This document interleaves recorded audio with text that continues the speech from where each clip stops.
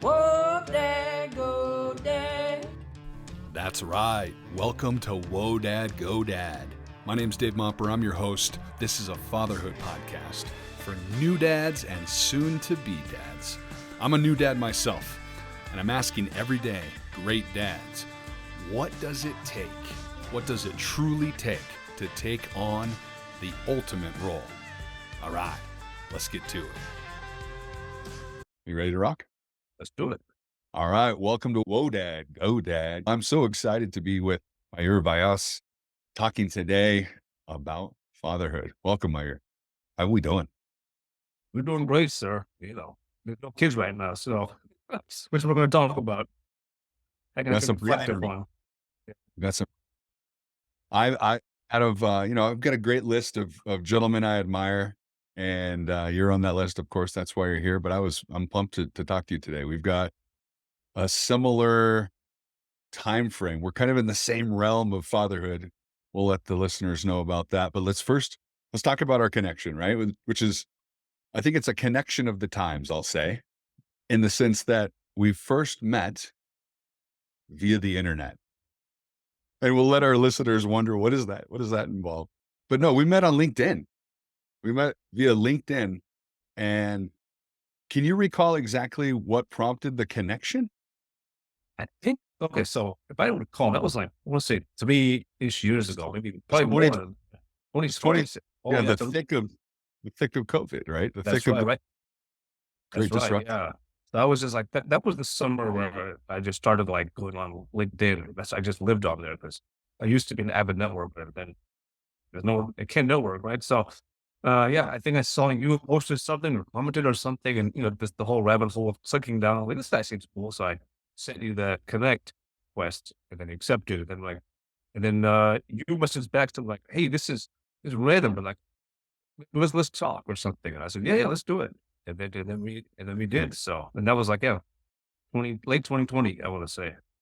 Right. We're all scrambling to figure out what this new business environment was. How do we build connections and the limitations of COVID where everyone's remote and everyone's online and it would be tough to scale that approach, by the way.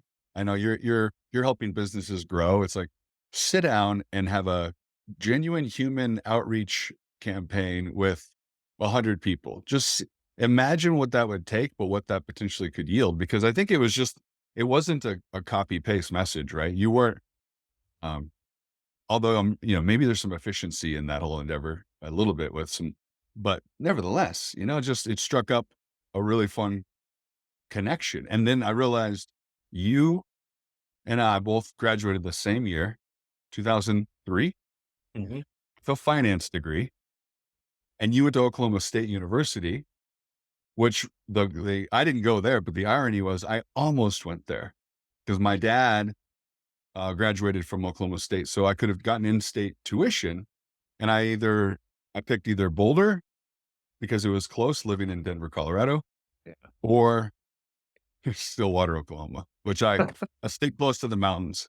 Although we did do a tour of the campus and it was fun to walk around it with my father but Oklahoma State. So how did you end up at Oklahoma State?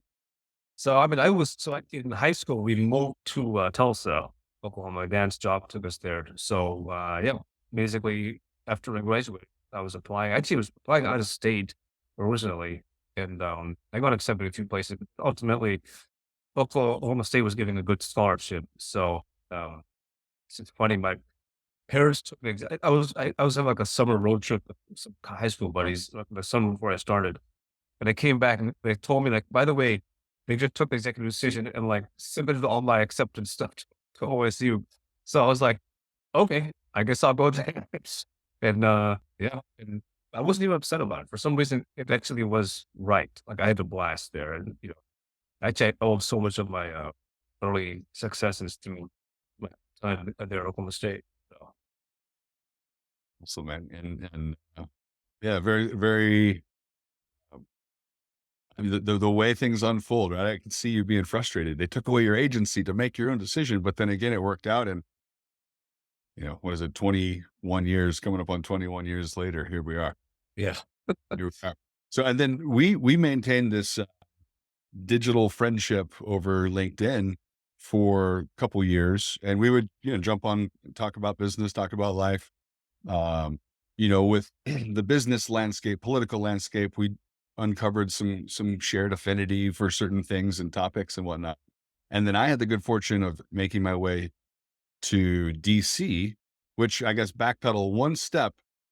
During COVID, you were in Dallas or Yes, that's Houston. right. Dallas. Yeah, exactly. Staying with folks there during we moved there like in November 2020, and then because I'm back in DC now, but everything here was locked down, so we're like, and my wife was pregnant, which this is why I'm a dad, the first kids, and then so we're like, okay, let's just for the first trimester, we said let's just leave, and we just left everything here and went to be with family, and then Texas, sunny Texas, and that was a blast.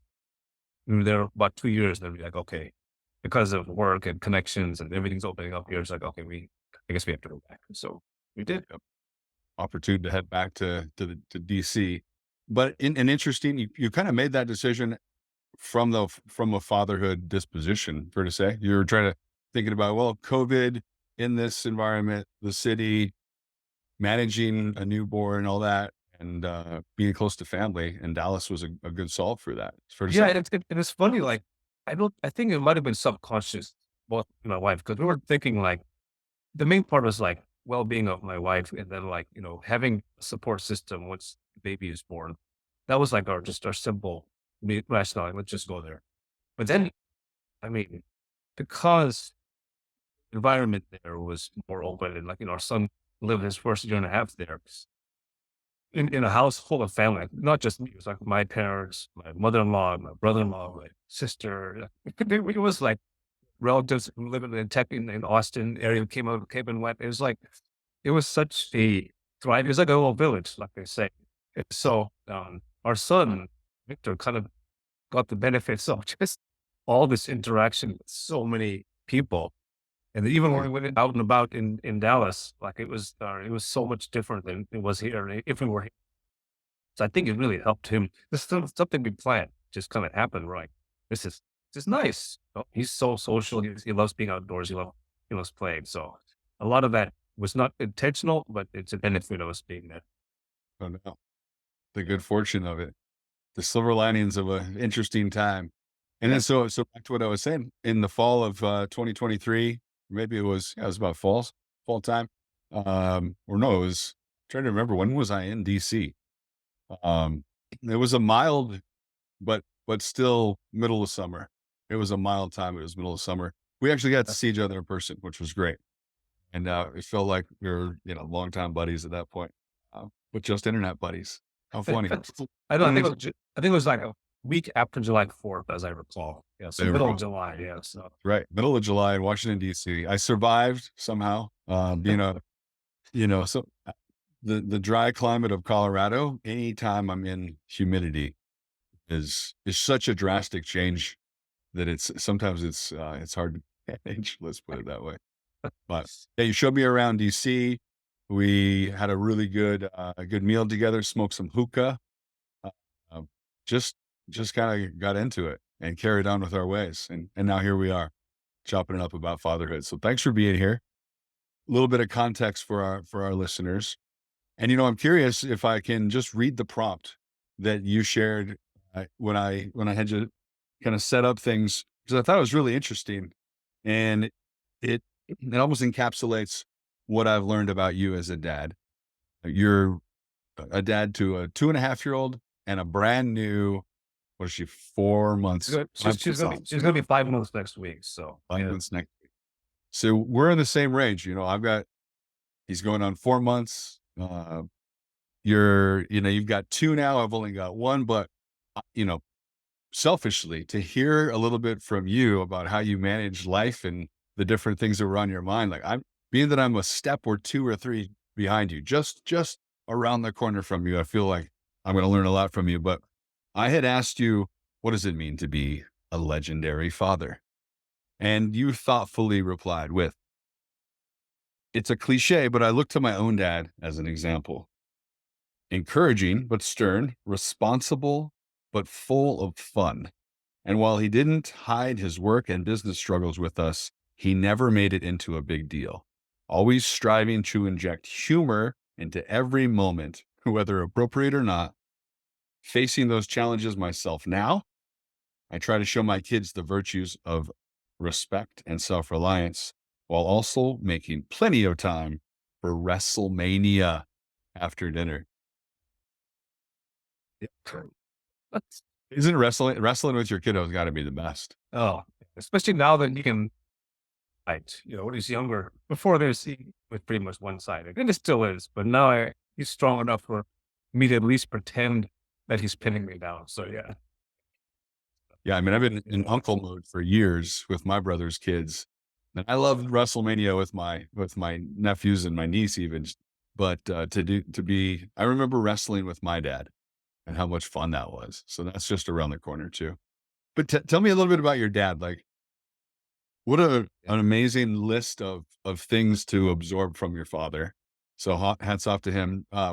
And what was it about humor that was so useful to your dad? Was it natural? Would he say if he was here that that's just one of his, his key attributes that he was good at, or did he learn to infuse humor in the face of adversity? How did that come about? Yeah, so it's like I don't know the origins of it, but I mean we have it's both sides of my family are very much silly people. Like we always do we always rag on each other like all the time. Like my parents are from India, right? So like they came here in the 70s, and like my dad like was to go back to.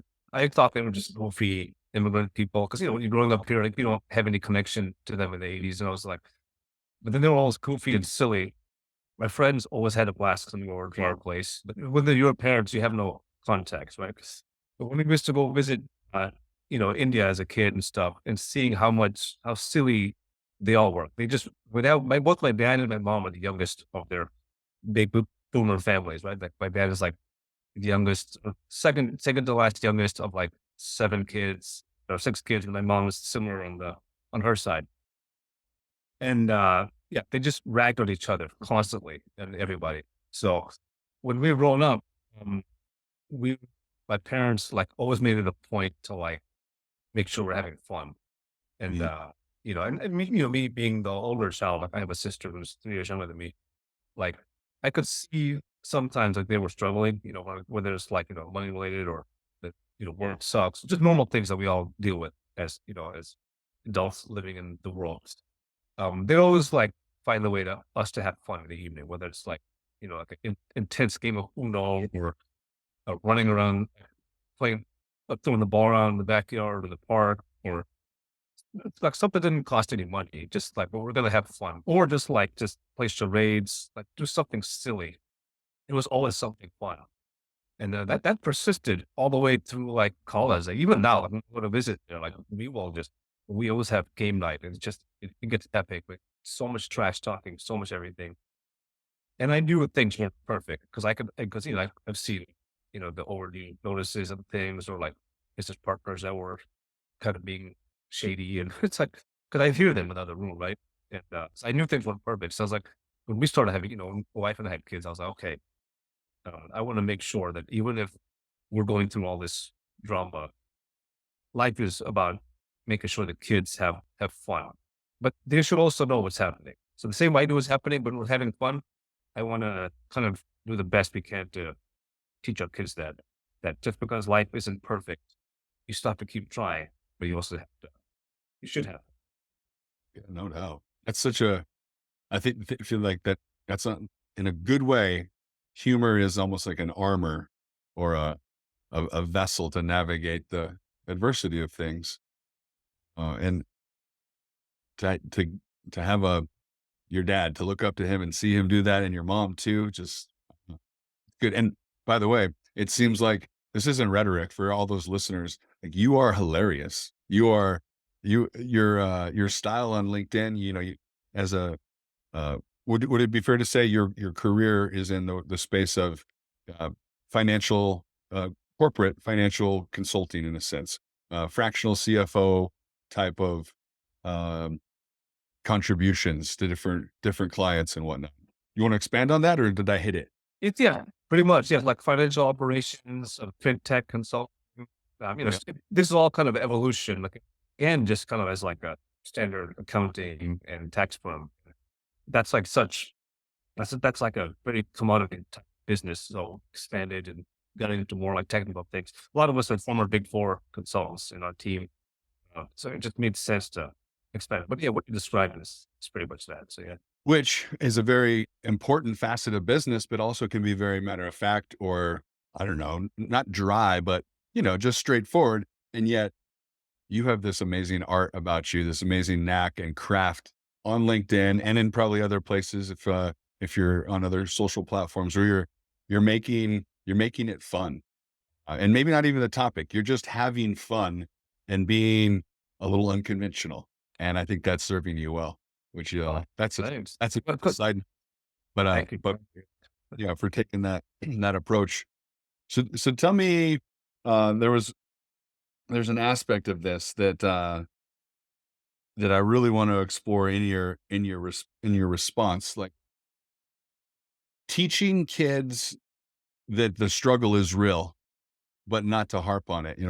Where are you at with teaching Victor and how to embrace adversity and challenge? And I can see at 2.5, those show up in certain ways, and you're reacting and responding. Are you deploying humor every time? Is it an ingredient in your toolbox? How's it going for you? Yeah, so couple of examples. So yeah, so he's been in daycare since he was like 8 months old. So a lot of people say that's too young or whatever. Not just some people find some people. I just that worked out for us, so we did it. And um, I think because of that, he has a little more pardoned spirit. Like not like somewhat tough, but he doesn't get overwhelmed by like things that I think. Again, he's my first, right? So I don't have anything to compare this with. So he seems to have high resilience for things. So for example, if you go to like a park or something and like a kid takes his ball or, someone else wants to use this, like this small territorial toddler thing, right? Yeah. And he just kind of like stand there for a second and he will like, I'll try to watch him, see if he's gonna, I mean, I don't know, like I said, I don't know what the parents do. The stereotype is that they're going to try to helicopter and get in there and try to help out. I will, I'll just stand aside and let him kind of figure it out. If he needs to, you know, take his back or just let the other kid go first on the slide or take his ball back. I guess it all depends. I just want to see how he's going to react first. And so far, I haven't seen him do anything that's like um, considered like maybe too aggressive or too passive. I think so far he's been that little middle range. Like, he'll make, if the kid takes the ball, then also sees him standing there and realizes like, okay, this is his ball. He'll give it back, and or vice versa. He'll take someone else's ball, then realize, oh, I gotta give it back. And sometimes I do have to say something. I was telling you an example earlier, how he did kind of take his friend's stuff without asking, and which was pretty like it was clear that like you shouldn't have done that. So I'll tell him like, did you ask for this? Like, did you ask him you can play with this? He'd be like, no. And I'm like, "Wait, can you ask him?" And then he'll go and ask, can I play this? And then he'll be like, no, and take it back. But then it's like, well, see, he wasn't done with it, So it's like little things like that. So hopefully he's uh, sharing space, but also respecting what's his own space. You know, so it's like a work in progress. So, Yeah, that's great. yeah. It looks like you two have a good time together. You get a couple opportunities to take him on the train and uh, show like instilling the sense of adventure in him at his age. What's that like for you in the arena that you're in, or the realm of the world you're in? You guys are Oh yeah, that's right. Yeah, that's true. So sometimes my wife is busy or overwhelmed or something, and like even me, like I with him, like when it's warmer weather, like I'll try to take him out of the house. Like I try to keep. So we have like a condo here in the DC area, so it's not as spacious to do things in the house. And when it's nice weather out, like I'm always about like let's just get out of here. My wife's the same way. Like let's go for the park or whatever. But sometimes it's just me and him. It's we can be more agile. We don't have a stroller. We don't have the other kid with us or anything. So I'm like, okay, let's just let's take the bus up, up to downtown, or let's take the train. So just the metro, so we'll just ride around. For him, it's like a ride. For us regular people, it's like, oh, it's a commute. But for a kid who's like, this is like a ride. It's like Disney World. So he loves it. And then he sees all the people. Now he talks to us. So he'll be like, they're going working. They're going working. It's like they're going working. And other people will talk to him on the train and on the bus. They're like, are you going to work too? And he's like, yeah, yeah. Like, Oh, cool. be able to work. Yeah, some of it. It's fun. That's adorable. So tell me this, thinking about where you're at in your journey with fatherhood, 2.5 years into fatherhood, and then you just added a new little one into the mix with your daughter. But what has been lately, not say back when you first got going, but say lately, what's been the messiest part, the hardest part about learning about fatherhood, what it's calling on you to manage right now? Let's see. I think the hardest part was maybe external, like meaning like communicating challenges to the outside world. So let me example. So I think when I'm talking about the parents, like folks like yourself and those who've been there, it's a little easier. It's saying like just because we've set like a meeting at this time and this date, that has to be flexible, especially like a snow day, which we've been experiencing, or like kids just not cooperating. So I, priority children and family was first, right? And I think that's been the challenge, like having to reschedule things, having to tell people like I can't make it because of X, Y, and Z. I think most people don't get it. They're like, that's fine. But every now and then there's someone like, well, let's just, they just don't bother rescheduling. So it's like, hey, look, I'm starting to see that as like, hey, look, that wasn't meant to be. So be Mm, it, because our family, making sure the kids are okay. That's the whole point of even making money in the first place. So, right. yeah.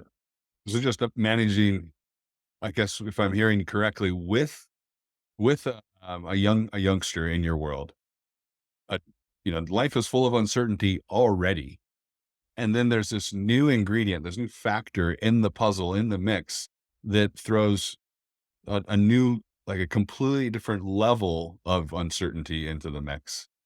So managing uncertainty and just uh, you know the nuances of that, it's a task. It's tasking all day, every day. Fair to say? Yeah, yeah, absolutely. Each day is like another set of like recalibration or like how's this going to work? Especially this day where my wife and I both have a ton of events or meetings to hit out or meet, and we're trying to figure out, okay, who's gonna be at home at this time? Who's gonna pick up kid? Who's gonna make sure this one's okay? That one is an appointment or swim class or whatever. It's like there's so much, so much chaos to manage on top of the existing chaos. Wow. I Yeah. feel we were touching on this a little bit as we prepared for this, and you noted how important it is to go with the flow and to learn to kind of, I don't know, to just take it one stride at a time. But so I appreciate that. What have you done to be mindful of going with the flow? Was it natural to you, or was it a complete shift in your ethos, your disposition? Oh, yeah, that's a good question because I always thought I was pretty good about being flexible like that. Because I really follow the Stoics. You and I talk about that a lot.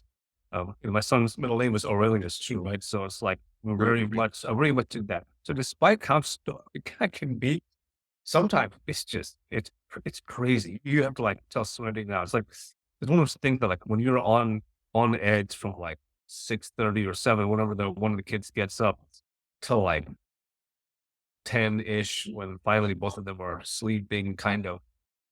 You're on that whole time. So there's like, before kids can like take a moment to just find, let me calm myself. But you don't get that with kids. Like now it's like I have to wait till the end of the day. And then like, my wife and I will sit there in silence for a moment, try not to be on our phones. Like, okay, all right, what are we doing tomorrow? Are we okay? It's like, and then we had to tell ourselves, like, just 1 second, let's not plan tomorrow. Let's just kind of sit here and be at peace a little bit, you know? And yeah, so then hopefully we get decent enough sleep where we can just kind of like let the brain heal itself and then let your consciousness remind you that everything is fine. Don't worry about it. Well, no, it feels like it's possible for new dads uh, to throughout the day, in any given moment, to be in that fight or flight mode for like triggered with like, oh, how anxious and trying to figure out how to manage it all. And maybe even more so for mama, I would guess, at least for me right now, Mac is Yeah. bearing a lot of that burden of reacting to everything, constantly being in a reactive state of mind.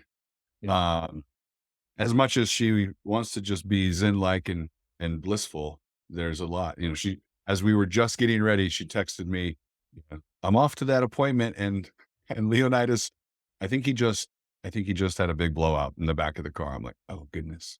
Wonderful. And now how's she going to handle that? I'm rooting her on. She'll be okay. But how, you know, have you've fostered this discipline over time, I suspect, because conceptually, especially if you're a student of the Stoics, it's like, I know in the face of adversity, I'm gonna there's a moment of time to choose and to, and I'm gonna recognize my emotions, but I'm not gonna entertain them or whatever. There's like conceptually how to handle this. What what did it take the first time versus say 2.5 years later to shift into this go with a flow approach? That's so great. I'm glad you mentioned the moms too, because our first time, like my whole like thought that I'm such a good stoic, it kind of like went out the door a little bit because there was so much chaos. I mean, probably the same amount as there was the second time, but the first time we were new parents. So so for example, the moms they have they have they're designed like as as the mom to like have the bodies are there to like nurture the child like they're producing they still have the hormones which is like to all designed to help the kid grow. But in this modern world, like they're also working, they're also responsible for a lot of other things, and that's very unfair and it's unreasonably tough. So us as dads, like I found, I needed to be just like there, to help to be the rational mind. Even if my wife is immediately say that she wasn't in the right place, and her mind's all over the place because she also got this new living thing which relies on just connected to her more than us. Just how it is, right? They influence the smaller children until like they're like 4 or 5, they really want mama, and Right. and you have to just be there for both of them, and you have to be strong. You have to not say the wrong thing. It's because it's even like I remember like I was trying to explain like what I was going through, which is the wrong thing to do 2 years, 2.5 years ago. When I was like, look, here's what I'm going. Doesn't matter what I'm going through. The mom needs to be okay because that the baby needs the mom. They need us too, but like mom needs us and the baby needs mom. But we're also there for the baby to change and nurturing things and birth and everything, but they need the moms. So I think the first time I was so trying to like pretend like still communicate as if we were just her and me, like talk like a normal married couple without children. But then after kids, I was like, okay, no, this is so. But the second time came around, um, with our daughter, all that just all seeing the baby's chaos and like the sleeplessness and everything, and it all kind of reminded me, both me and my wife too, like what it was like the first time. And right, we both looked at each other like, okay, we know what to do this time. Hopefully, Right. meaning like, okay, I'm going to be there to do this, and you do that, and we'll communicate. It's obviously there was friction the second time too, but compared to the first time, oof, I think we were much more calm this time. You know, That has me, part of my pursuit with this conversation, this specific one, and the Whoa Dad Go Dad podcast at large is uh, understanding what does it take to be a great dad, a great father, and especially at different stages that I'm in, because 4 months in, and I heard I didn't ask that question of you, but it's on my mind as a question. And then I almost heard an answer where to support Leonidas for me, or any parent listening who's got a little kid early on, or any dad, to support them, almost the best thing you can do to support them is to be in partnership with your partner, with your spouse. And so and I loved that you pointed out, like, well, this is my experience. This is what I'm going through. And she's like, no, no, no, dude, you have no idea. Like, it's as much as that seems relevant to you, it's the least relevant thing on the planet. And the changes that I suspect your wife, but definitely my wife has gone through, I appreciated them on a certain level conceptually, but I couldn't really understand it until now that I've seen it. And there have been times where I am trying to uh, explain something when really more than ever, because this is the paradigm of men and women sometimes in general, but where I'm trying to solve and explain and address, and she just needs to be either held in the moment by by kind of my presence, or literally held, physically held. And so you had to not learn the hard way. It doesn't sound like you screwed anything up too bad, but Yeah, you had, we're still, yes, we're still yeah, married. We still have 2 kids. So yeah. yeah, right. But to learn that through trial and error and to calibrate eventually, and now to be able to see it more quickly in the second round, that's valuable. But what I was struck by is this idea of actually mapping things out with your partner.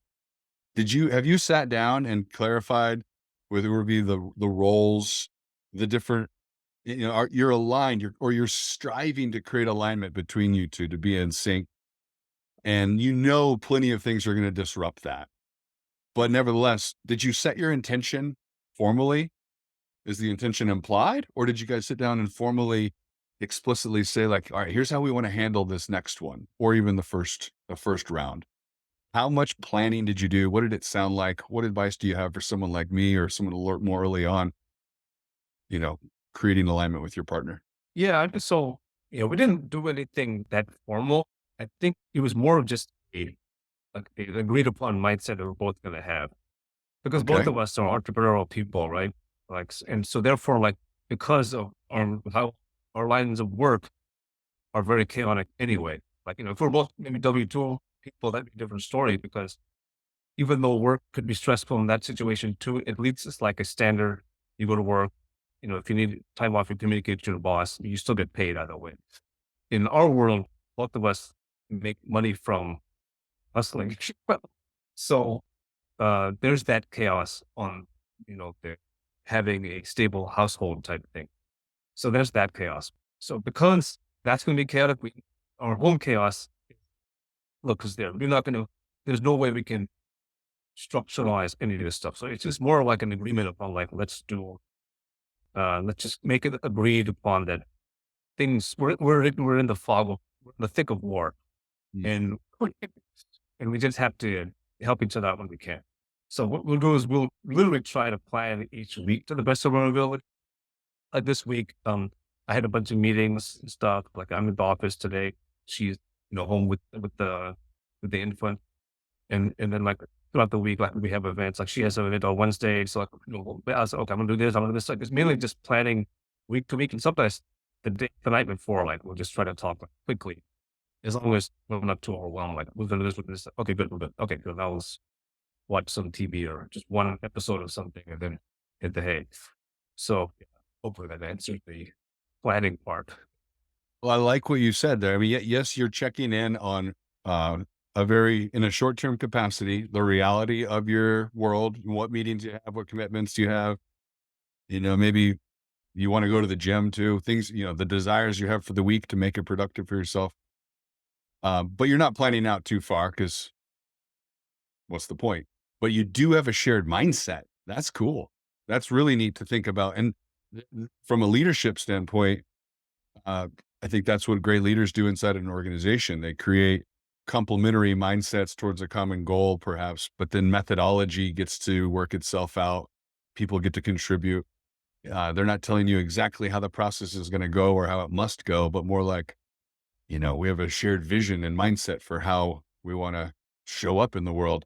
Can you describe that mindset, by the way? Not that it's the only mindset people should take on, but if you were to put it into words, and Urvi's sitting right here and she were to say, that's a good way to say it. That's when things get hard, we lean on or we lean into that mindset. Do you have a sentence or two that describes it? What we did actually, we had like a little planning session for me. I think we did write it down. What's the general mindset? But just off the cuff, let's say the mindset is, if this is a communal mindset, there's two of us.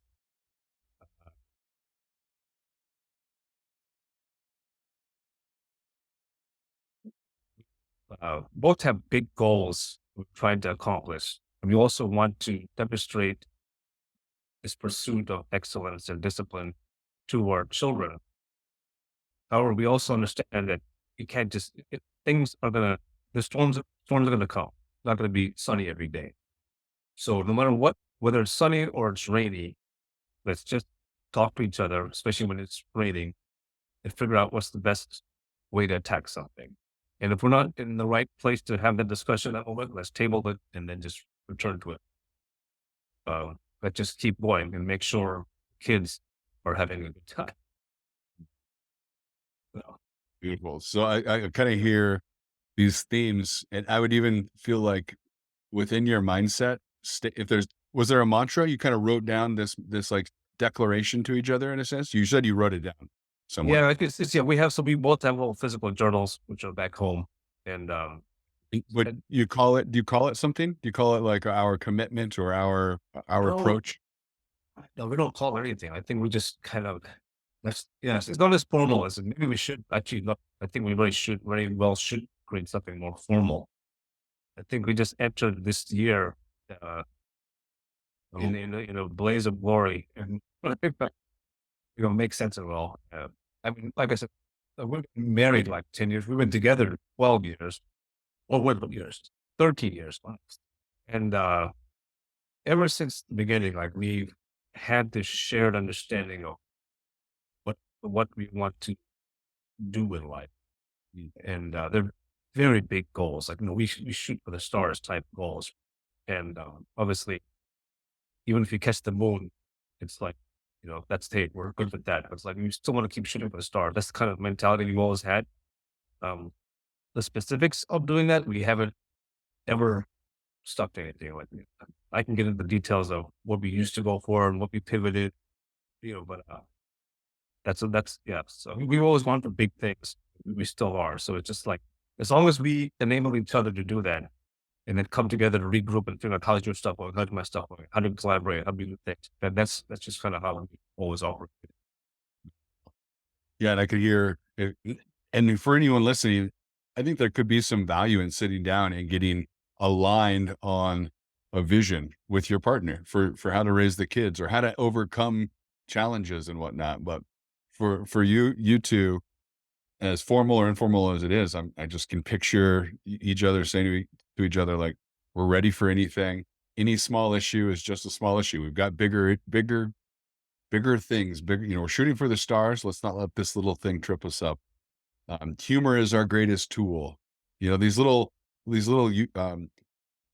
aphorisms and statements that I think just guide us in that adversity. So, informally or formally, it's worth putting some language around that with your partner. Absolutely. No doubt about it. Mac and I early on, we were like, well, how do we, what's our approach to raising Leonidas? We asked that. And then I don't know, we're just going to have to figure this out a little bit. There's the theory beforehand, and then that's informed by, say, the values of my folks instilled in me and that Mac's folks instilled in her, and then our current perspective on the world and all that.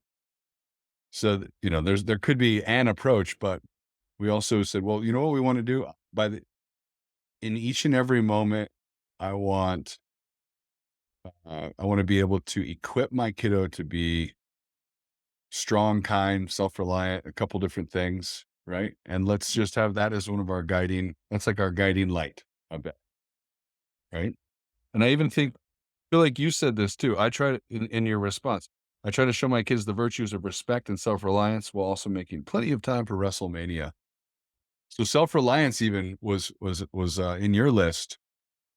This has me thinking a little bit, shifting our attention to how how are you raising your two little ones? You want them to be leaders, I sense. You want them to bestow leadership qualities, and what?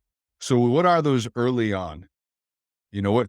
Because the concept of leadership, even for a 2-year-old, probably doesn't make sense. But you can still start teaching them behaviors and maybe the mindset. And so, how what are you working on with, say, Victor at 2.5 that you feel like would translate eventually into great leadership?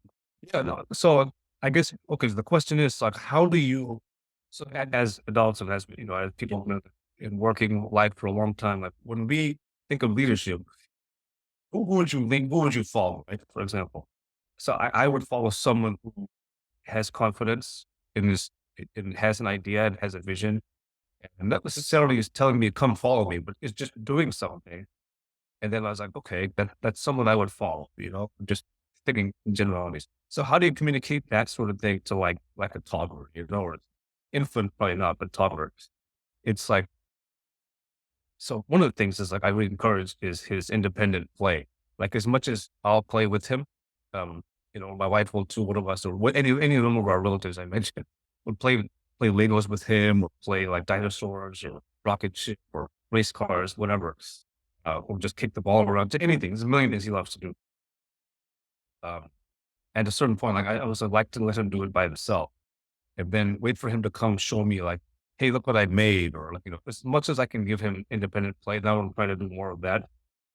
I figure like he could be someone, I mean, that people will see, like, hey, he's got his own ideas. And when he's ready to show people like, hey, look, this is what I'm doing.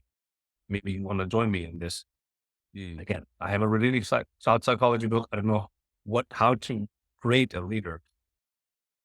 I think if he's so confident in what he's doing, I mean, whether whether people follow him or not, he is leading his own life. And that's more important to me, whether a bunch of people want to follow him into whatever he's doing. Because Yeah, no doubt about it. Like the notion of leadership uh, takes form in a lot of different ways, for sure. And even in my day-to-day coaching world, it's like, are we talking about leadership from the perspective of it's like a formal list of duties and responsibilities in a job description, and you are truly leader by title and by design, or are you showing up in the moment to lead others, or are you leading yourself? Are you a resourceful, creative, you know, positive, contributing person? And I heard what I heard that I feel like is in there is almost like, can you articulate that? Can you communicate that to others to the point where they would at least admire it, or maybe even follow along? So I like how you're throwing him out into the, you know, to the mix, and then he's coming back and selling you on these ideas or articulating what he's been doing. You're actually giving him that time to describe it. And so what's he working on? Like, what kind of cool things does he like to do? Have you seen? let's see. Yeah, so he loves to color, he just draw things, and he'll go on his own. He's very published at that. He'll be like right into it. And then his teachers tell us the same thing at his school. And then when he's ready, he'll like show someone like what he did. He likes to play blocks like Legos, like the big old like Duplo huge blocks. He loves to construct things like that. He loves to like get a bunch of random toys and like arrange them in like formations, like whether it's cars, whether it's dinosaurs, or there's little like soldier type guys. And then he loves to like, he's getting more into like, when we were visiting Dallas this time with my family, my parents, my mom found a bunch of my old like GI Joe, like remember those old GI Joe projectile things you shoot things at. So Yes. he kind of got into like those now. He lined up like little dinosaurs or little army men and like shoot at. So Man. like get him. So I'm like okay, and he like daddy daddy daddy. And he'll do it. So it's like I guess those are the just a couple of things I can think of. He loves to what do you call it? Perform, like make jokes and dance and stuff. And like you know those are more like the line. He has to have an audience for that. So The other ones he loves to do independently, and then like he wants to show someone what he did. So it's kind of place 2.5. So Right. yeah. You were saying that he has got so many different interests now that it's almost like, well, in the spirit of letting you kind of want to open up the aperture of possibilities for your kiddos and let them find the thing that really lights them up. And you're like, well, each day is something new. It's how are you managing that, right? So, I mean, how are you managing that? Every moment you're encouraging them, I would suspect, knowing you, but it's probably interesting at the least to see him so intrigued by everything. It is, and it's just and he gets into his stuff and he gets in the zone and like it's and then as you know, it's like when the kids are finally occupied on their own, like you have a moment to do your own thing. So I would just stay there with him. Like I'll be like, okay, my wife and whoever's like kind of watching him, we'll go in the kitchen and go clean up or change the laundry or clean up the mess he made at the dinner table, whatever. It's like it's let him alone. So I won't just be there. And then if he really wants to show us what he did, he'll like yell, "Mama, Dada, like, can you come look at this?" Or just they'll come storming out of there to come see what we're doing. I'm like, I'm cleaning up the mess. Please go back over there. Finish what you're doing. I'll be there in a minute. Okay. And then he was back. So yeah, I won't really sit and like nurture. Not all the time. A lot of times I will, but I'm just like, I think 'cause we just had like a long weekend stuck inside because of the snow. I think I'm really talking about recent experiences, even the last 2 days. You guys, yeah, well, I think the weather worked its way across the country because we got a ton of weather early on and finally made its way to you. Yes. How would you describe? Think about the stage of fatherhood you're in, or the period or the time. Not that there's chapters, but you're kind of so. What is? How do you describe? And I want to hear your theory here. I know, just how would you say it? But what is the most important duty within the role of fatherhood for a 2.5-year-old? What's your sense of that? Duty, okay, that's the question, like, what's my duty or role in fatherhood? Yeah, at large, it's probably, make sure that they are capable, thriving, um, Right, right, yeah. human. But at 2.5, how do you describe your role in uh, the key duties you have currently as a father? What I are they? s Yeah, okay, I got you, yeah. So, yeah, other than, like, just um, you know, making sure they're fed, housed, like, For more sure. higher need type stuff. Yeah. On top of that, I'm really about now, like, helping him, kind of understand the world a little bit, like, um, personalities, like, like little conflicts, little conflicts at school or on the playground type things I mentioned, or playing with friends, like sharing the resources, like understanding when it's the time to, um, when is the time to kind of like back off and when's the time to like say, no, no, no, that's, it's mine or oh, it's my turn or something.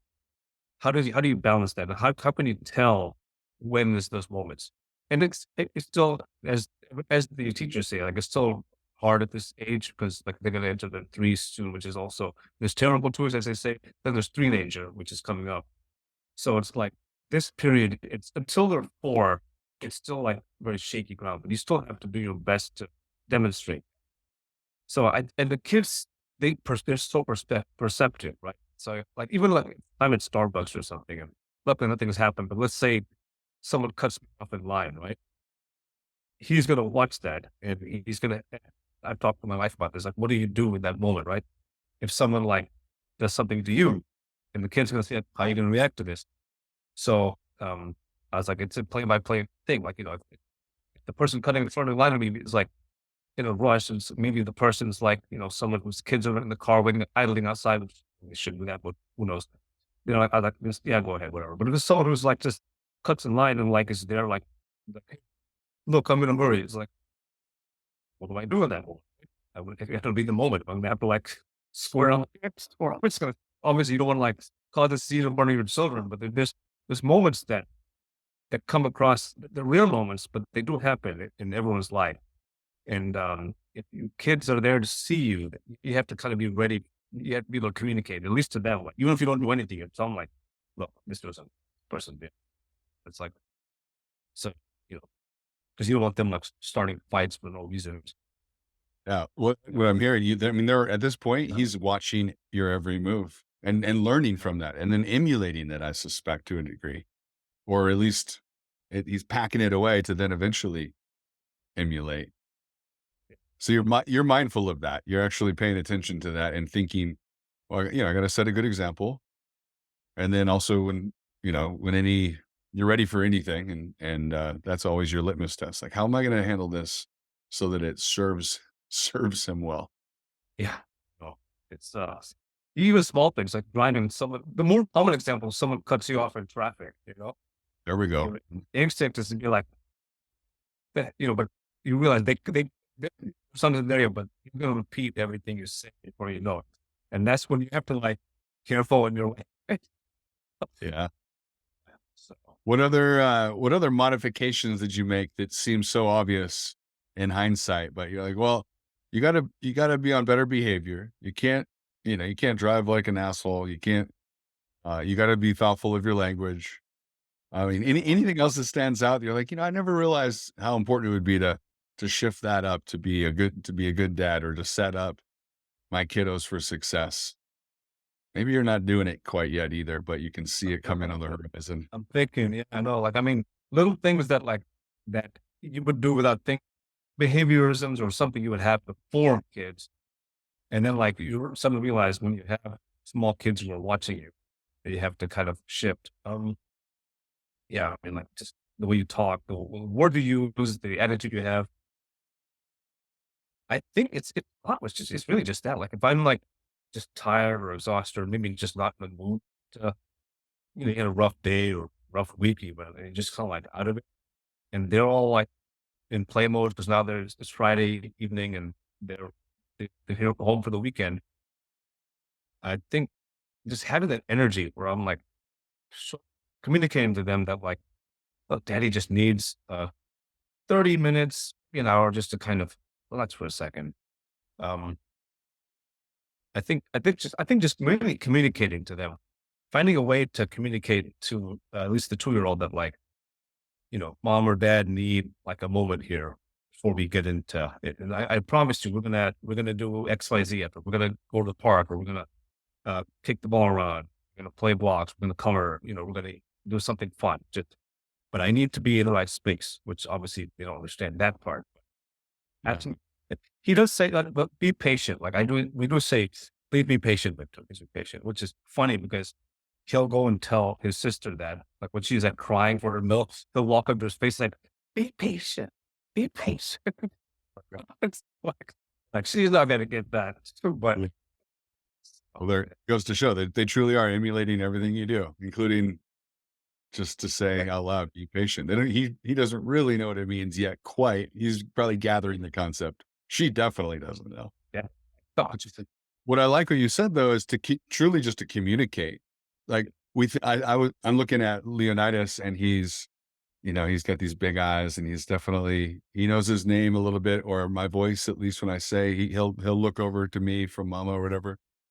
And you hear people, you see a new baby and you talk to them in baby voices, but if you speak full articulate sentences to your kids and communicate to them as though they're a fellow human being with respect for sure, but with clarity, yeah, they're not going to get it right away. But I think that is something I've heard maybe a hint or two about this from a couple other conversations. It's like, just talk to your baby, talk to your kids, and and they will, communicate with them the same way you're going to communicate with any other human being. And that's just going to open things up um, differently than if you obviously coddle them with baby voices forever, yeah. or that they don't get these complex notions. Like, you got to talk about these things like patience for them to even understand it eventually. I can picture him just walking around though, being like, be patient. He also says, because that's probably there's like she'll like grab you or something, just because it's just babies are learning to grab and pull, right? And the big eyes, but she grabs it. You're like, I just don't do that. Don't do that.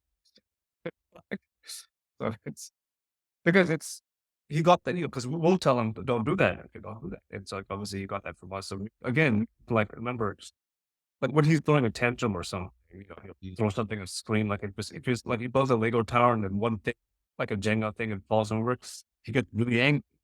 His emotions are all over the place. You don't understand. Like he'll be super happy and super furious the next. So like we have to rather than just like screaming and like, don't do that. We have to like, we'll sit there and be like, go down to his eye level and be like, what's going on, buddy? What's going Yeah. on? Blocks fell down. It's not the end of the world. Look, I'll go a little bit for him. It's like, see, check it out. We can remake this. We can remake this. He'll be like, his eyes are red with like fury. He's like, he starts blocking. He's like, oh, it's big again. I'm like, yeah, see, you don't have to lose your shit over this. It's fine. I'm, Yeah. I'm just wondering how accurate is it that the way our kids react to adversity or the way that they kind of reconcile situations is actually quite a bit of a reflection on how we as humans are operating too. I didn't really, you know, it's where are they going to learn? They're going to learn from you. They're almost a mirror to us early on, and maybe throughout the whole thing, they start learning habits that then they're on a course with that operating system. But early on, especially, it feels like it just kind of dawns on me how much of a mirror they really are for us as adults. Are you seeing that? Yeah, I definitely see that. And then, but also because, that's why, our son, like in daycare, I told you for like almost, 2 years now. Yeah. So he started in 2022, January. So, um, he definitely learned from his classmates too, right? He learned from other children. Like there's things that we don't even say or do. And then he'll come home and like say things like, I forgot an example, what he said, like something we don't even have, none of us have said that. We know none of us said it. So it's like, this is where it starts. The outside world is influencing him. So that's like something that we have no control over. But we have to be willing to talk about, okay, what does he like if he curses or something, right? Like we don't even curse at home. So like if my wife and I curse, it's usually like just with each other or with friends, but never around children. So it's like if he learns something or he says like something snide or like that, we're like, oh, you get that. We're like, okay, so this is the outside world influencing him, which is fine. I mean, that's going to happen. We're not trying to keep them living in a bubble.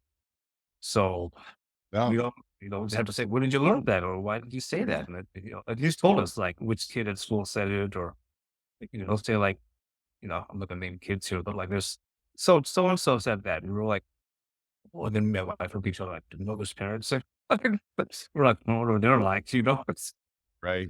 and then we'll silently judge them. Like if you get, there's like what do you call a group event at like school, like a Valentine's Day party or something. We'll like see that kid's character, like, oh, hi. Yeah. Yes. So it's funny. Well, this Uh, is it. I see it now. It's coming. It's working its way from there to over here. Uh, tell me this. Take a moment to think about this. But looking around the world, the way the world is, uh, from either say politics to technology to um, whatever it might be, what worries you when you think about raising kids? And I think about he's now susceptible to the external world, which he's just hearing innocent information from his kiddos, but that could worry you. It's like, well, who's he hanging out with and what? But at large, what worries you and how are you navigating it? How are you and your wife navigating it? And this goes back to like the self-reliance part too, right? So there's a whole couple of generations that worked themselves to death. Like, I mean, there were parents who barely hung out with their children. And when they did, it was like, let's just watch TV or maybe we'll go to Disneyland trip or something. There was a whole generations of, parents. That's just how kids are raised. So then the kids like, this is generality. It's not everybody. There's so many kids who just like grew up on TV or devices or whatever. It's like, and also schools have been overwhelming on children. Like I was talking to one of my colleagues here in the area, and like his son is applying for college, and like his high school classes were more difficult than like what we did in college, it's very intense. Like there's this whole societies of people who are overworked, overstressed, everything. So wife and I said, okay, look, we can't control that side world, but we can control what we do, how we make money, how we raise a family. So like we bust our asses to make money in entrepreneurial endeavors, like when my wife works in venture, like all these other ways to do things where we were killing ourselves, not killing. We're working so hard now.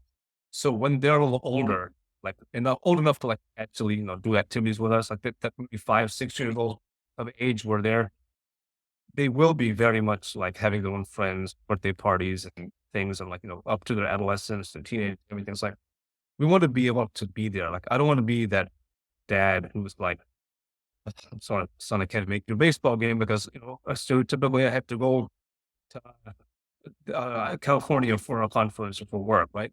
Sometimes that's going to have to be the case, but to have that completely under your control, like, your job is like, you have to go close that deal or you're fired type of thing. I don't want our kids to have to go through that. My dad went through that kind of stuff, right? And I don't want to have to be like that.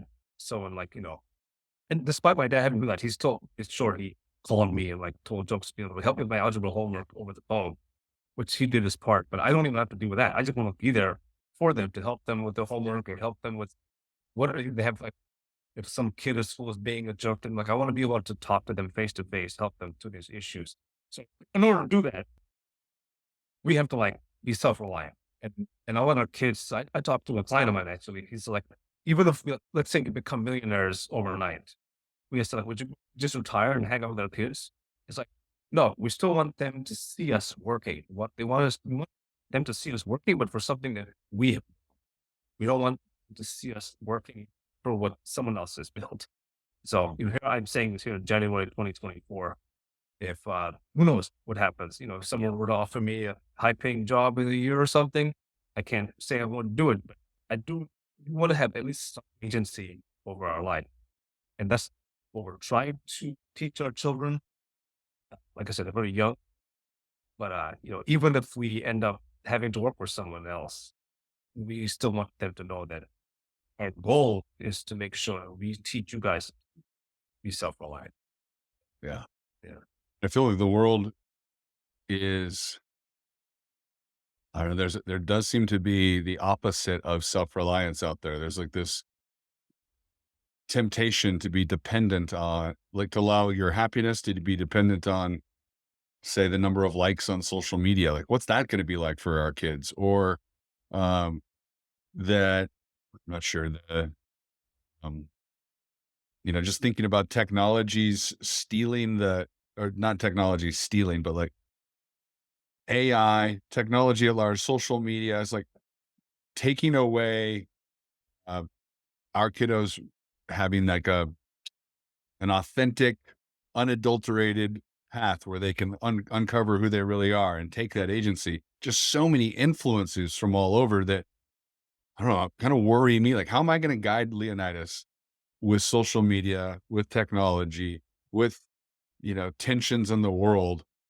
to be self-reliant? So I love the notion of self-reliance, but how do you instill that faced with all these notable things? What's on your mind and what's on your wife's mind when you're So I'm just like an eternal optimist, meaning like in this specific issue, I remember how like I think it's every 70 years or something.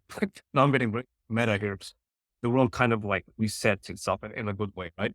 And like I think the baby boomers basically were the ones who like the fourth war generation. Their parents went through so much like chaos. Like the world was so bad back then, right? Like nationalism, it was just war, so much carnage, death, and the world's remade itself. And the boomers were children at that time, and they lived prosperity, and they still are, honestly. But now it's like I think we haven't had any. Like, we have, of course, this war's going on, not to that catastrophic. I think the wars are mental, they're cyber. They're so like there's so much, like you said, like people don't know how to be self-reliant because they're just so like bought into the systems that were designed 70, 80 years ago. Probably the best of intentions, but just hasn't worked out that way for so many people.